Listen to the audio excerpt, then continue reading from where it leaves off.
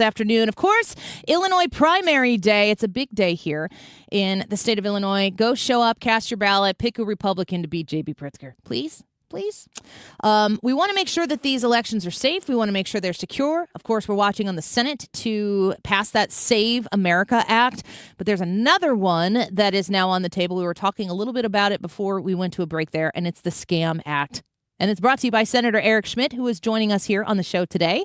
The United States Senator, of course, representing Missouri. Senator, thank you for the time today. It's good to have you with us. The Scam Act. I'm not even going to ask Grok. I'm going to ask you, Senator.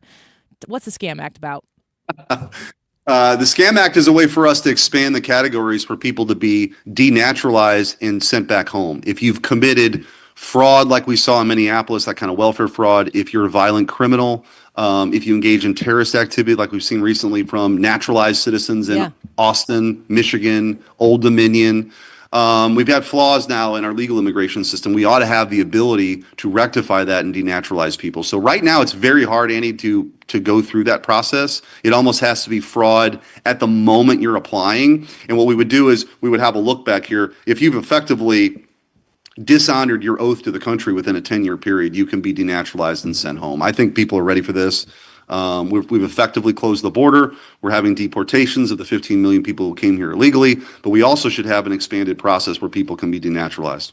Senator Eric Schmitt speaking with us right now. I want to talk a little bit because the tiered levels of fraud that we've experienced really foundationally based on the Democrats' decision to flood our country with these illegal immigrants. Like it seems like every week we turn over a new element of fraud in a new location or in a new way. Elections and, of course, with taxpayer dollars are the big issues at hand, and of course safety and security. Do you feel as though the Republican Party in Congress is in unison that this type of fraud needs to be stopped to the extent that they can actually get something done about it? I would hope so. I think that what you see even yesterday from the president and the vice president who's been tasked with kind of going after this fraud is we've kind of just the tip of the iceberg, what was uncovered in Minneapolis. And there's also now a whole sort of division in the Department of Justice that's going to go after this kind of fraud. I mean, the numbers are just mind-boggling. I mean, it's like in Minnesota alone, they're estimating maybe $12 billion. That's in one state and not a particularly big state. So think about in California or in New York. I think the Democrats opened the door up completely, had a wide open border, and they did it for selfish electoral reasons.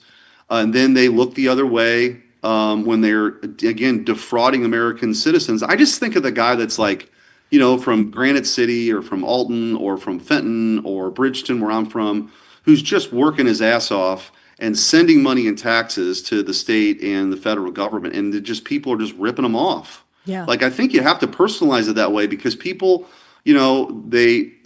families they have 2 jobs and there's a waitress working 2 jobs. This is where the money's coming from. And you got like this Somali enclave in Minneapolis that's just hell-bent on fleecing America. So if that happens, we should be able to say, you know what? You don't get to be an American citizen anymore. Citizenship means a whole hell of a lot more to us than what the value you've given it, and we're going to send you home. I think that, again, that's widely supported.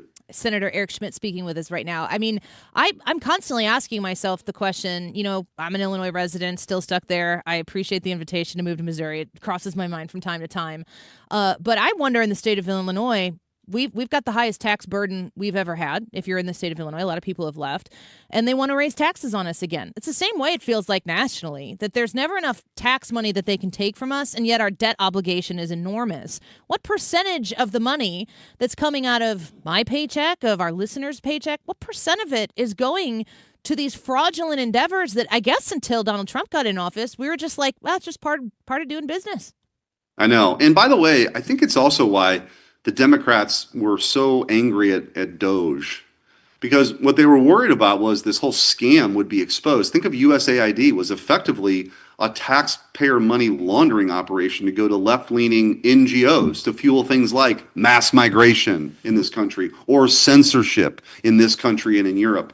And when you go after that where the money is, right?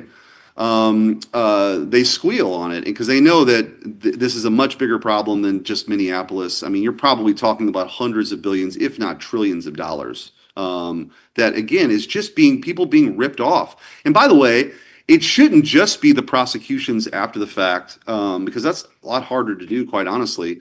It should be you have better tools on the front end to prevent these dollars going out the door. Like, governments are slow to move and maybe on purpose in this regard, but like if you've got like 100 daycare centers in like an industrial park in one zip code, like maybe there's something going on there. Like maybe AI could be used for something like that. So I think that's a big part of the solution here is how do we catch this stuff on the front end, and maybe the private sector can lead the way on that and have government just sort of like outsource some of this to private sector. Yeah, that's a great point. Senator Eric Schmitt with us right now. I'm thinking a lot. I never hear Democrats flagging, is that a good use of taxpayer dollars unless a Republican is in charge. If you got Republican majorities in the House or the Senate or maybe in the executive office, now all of a sudden they're concerned about taxpayer dollars. Democrats still have not funded DHS. We're battling a war in Iran right now. There are multiple instances of Islamic terrorism, can we call it that have taken place in the United States since that has happened, and DHS is sitting there unfunded. And I hear from time to time elected Democrats talking about the usage of taxpayer dollars in Iran. Do you find that to be hypocritical as someone there is trying to get the job done on Capitol Hill? Yeah, look, there's just no excuse. I mean, what they're doing is injecting a policy debate of wanting to basically defund ICE or kneecap ICE's ability to do their jobs. They're holding all the other operations hostage, like TSA and Secret Service and the Coast Guard. They know exactly what they're doing, and the legacy media allows them to do it. Can you imagine if Republicans were if Barack Obama was engaged in Libya and the Republicans shut down the Department of Homeland Security? Yeah. Like the NBC Nightly News would be like it would be their beginning, ending story every single night. But they provide cover for them because the Democrats, they wanted to fund ICE more than they want to protect the homeland. That's the truth. It's in their DNA. This is a sickness that really began with the defund the police movement a decade ago, and now it's just gravitated to federal law enforcement. And they hate the idea that there are people who are going to enforce our immigration laws and deport people. Yeah. That's it. So this is a temper tantrum, and a lot of the traveling public is being held hostage. TSA agents who are now missing their second paycheck. I mean, I try to stay pretty tethered to like real life. That's hard for people to do. Most people can't do that. Yeah. And that's what the Democrats are now asking them to do. We understand that there's a SAVE Act test vote potentially happening here today. What's the progress on that? Seems as though maybe there are a handful of holdouts that are not wanting to take it to the standing filibuster. Can you just give us an update on the likelihood that we might see that pass? Yeah, so the House bill that included the citizenship requirement and photo ID is over in the Senate, and we will vote here and very soon, probably in an hour or two, to proceed onto that bill. That requires a simple majority vote. So we have to presumably have 51 Republicans to do it. I don't think any Democrats will vote for that. And then we will get on to the process of like having a full debate about what this thing should look like. I've worked very closely with President Trump. His priorities are those two things I mentioned, plus, really getting after this mass mail-in balloting scam we saw in 2020 and since in a lot of states.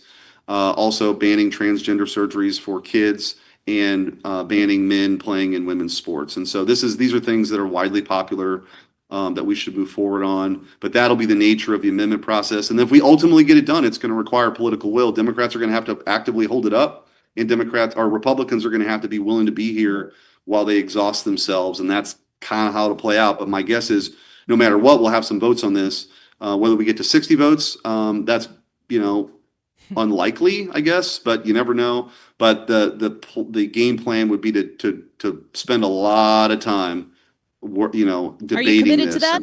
Are you committed to your personal No, time? I support the talk. Yeah, I support the talking filibuster. Honestly, it's very similar. Before I was in statewide office, I was in the Missouri Senate, and that's what you have to do in the Missouri Senate. You got to earn it. If you're going to try to kill something, you got to go, and you got to go for hours and hours and hours. And people think that's what happens because they watch Jimmy Smith Goes to Washington. That's not actually what happens here. So it's perfectly within our rules, and I think we should do it. Last question before we let you go. I don't know if you heard the president's comments this morning about the Venezuela baseball team, but the United States getting the opportunity to win yet another world championship in baseball. Have you been watching the World Baseball Classic? Yeah, it's been exciting. Yeah, I mean, I think we're the better team. We'll see. It's a one, it's one game. It's like a game seven, right? So it'll be fun. We should win. I also think it's kind of silly that we got so many American players playing for other countries. But be that as it may, They're still going to win, hopefully. Team USA hopefully wins tonight, which would be fun. All right. Well, Senator Eric Schmitt, get to the vote. We appreciate your time this afternoon. Thanks for being with us. Thanks, Annie. Take care. Bye-bye. Senator Eric Schmitt on his way to cast a vote. What I understand is a test vote. We've got Majority Leader Thune speaking right now to the press, and we'll see where that goes. We'll monitor that. I don't know if they'll have a result on this test vote for the SAVE Act in our show, but of course we will have coverage of it on 97.1 FM Talk throughout the course of the day. Test vote. They're not like doing the SAVE Act standing filibuster thing, but I do encourage you also to learn, study the Scam Act, which is what Eric Schmitt is putting out there.